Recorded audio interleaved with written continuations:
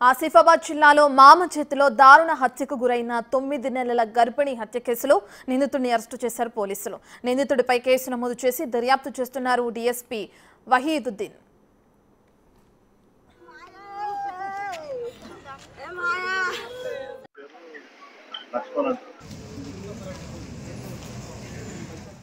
గెర్రే గ్రామానికి చెందిన శ్రావణి 9 నెలల గర్భిణి అన్నారు.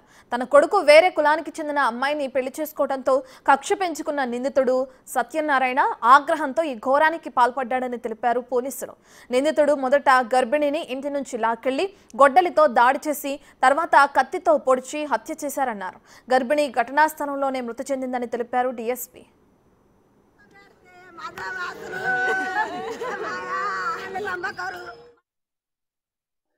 9 months ప్రెగ్నెంట్ ఉమెన్ ని చంపడం జరిగింది. ఈ సంఘటనలో ఆమె స్పాట్ లోనే చనిపోయింది. ఐ విట్నెసెస్ ఉన్నారు. ఆ తర్వాత ఆమె భర్త ఆ సందర్భంలో లేడు. దీనికి మెయిన్ కారణము ఆమె అమ్మాయిని తన కొడుకు వేరే క్యాస్ట్ అమ్మాయిని పెళ్లి చేసుకున్నానే ఆ కోపంతోనే చెప్పినట్టు తెలుస్తుంది. ఆ హత్య చేసిన తర్వాత నేరస్తుడు పారిపోవడం జరిగింది. తర్వాత అదుపులోకి సైమల్టేనియస్ లో మేము తీసుకున్నాం.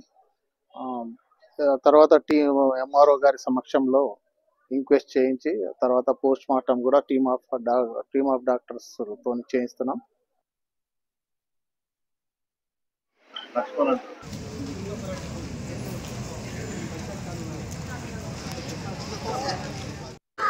మదవాసరు కథ పెడితే మదవాసరు